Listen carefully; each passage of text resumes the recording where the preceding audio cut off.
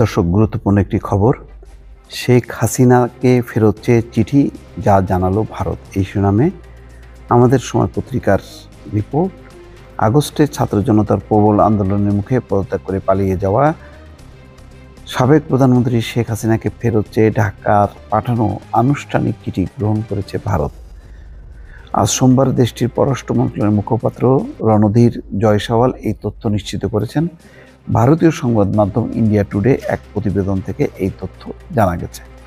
প্রতিবেদনে বলা হয়, নোবেলজয়ী ডক্টর মোহাম্মদ ইউনূসের নেতৃত্বাধীন বাংলাদেশের অন্তর্বর্তী সরকারের কাছ থেকে ক্ষমতাচ্যুত প্রধানমন্ত্রী শেখ হাসিনাকে ঢাকায় প্রত্যর্পণের বিষয়ে একটি আনুষ্ঠানিক চিঠি পেয়েছে ভারত। জয়সওয়াল বলেন, আমি নিশ্চিত করছি যে আমরা আজ বাংলাদেশ হাইকমিশনের কাছ থেকে প্রত্যর্পণের অনুরোধের বিষয়ে একটি কূটনৈতিক নোট পেয়েছি। তবে এই মুহূর্তে বিষয়ে আমাদের কোনো মন্তব্য নেই।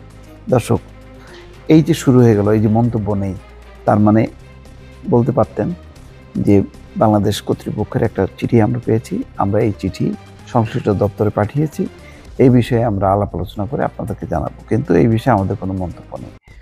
তার মানেটা কি? তার মানে হলো এক ধরনের ইগনোর করা, জাস্ট চিঠিটা শুধু রিসিভ করলো। আমি নিশ্চিত যে এই চিঠিকে কেন্দ্র করে আর এক দফা একটা টানাপোড়েন হবে।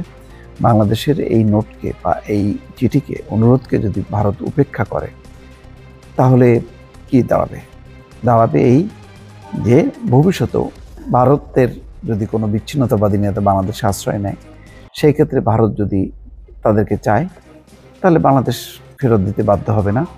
তারা রেফারেন্স দেবে যে শেখ হাসিনাকে প্রত্যর্পণ চুক্তিতে থাকা সত্ত্বেও তাকে ফেরত দেওয়া হচ্ছে না। মোট কথা, একটা টানাপোড়েন, একটা জটিলতা কিন্তু এর মধ্য দিয়ে শুরু হয়ে গেল। এটা গুরুত্বপূর্ণ বিষয়, যেখানে ভারত তাকে আশ্রয় দিয়েছে, সম্ভবত রাজনৈতিক আশ্রয় দিয়েছে, রাজনৈতিক আশ্রয় আছে, শুধু আশ্রয় দিয়ে ক্ষান্ত হয়নি। শেখ হাসিনার নিরাপত্তা সহ যা যা দরকার সব কিছুই তারা প্রোভাইড করেছে। এমনকি শেখ হাসিনা সেখানে বসে রাজনৈতিক কার্যক্রম চালাচ্ছে, যেখানে সরকারের পক্ষ থেকে পরিষ্কারভাবে ভারতকে বলা হয়েছে যে আপনারা আশ্রয় দিয়েছেন, কিন্তু তিনি আপনাদের দেশে বসে বাংলাদেশে শান্তি নষ্ট করছে, বাংলাদেশের মধ্যে উত্তেজনা তৈরি করার চেষ্টা করছে, এটা থামান। সেটাও কিন্তু ভারত ইগনোর করেছে। সেই অনুরোধটা শেখ হাসিনাকে পৌঁছাচ্ছে কিনা জানি না, কিন্তু বাংলাদেশ বলেছিল যে আমাদের এই কথা শেখ হাসিনার জন্য, আপনারা এই কথাটা তাকে জানাবেন। কিন্তু ভারত নিজে থেকেও জানি না কোন স্ট্যাটাসে তাকে রেখেছে, সেটাও খোলাসা করেনি। আর শেখ হাসিনাও কীভাবে বক্তব্য রাখছেন বা কোন স্ট্যাটাসে তিনি ভারতে আছেন, সেই বক্তব্যটাও কিন্তু এখনও পরিষ্কার না। এই অবস্থার মধ্যে বাংলাদেশ গণহত্যার বিচার, দুর্নীতির বিচারের জন্য শেখ হাসিনাকে চেয়েছে ফেরত দেওয়ার জন্য।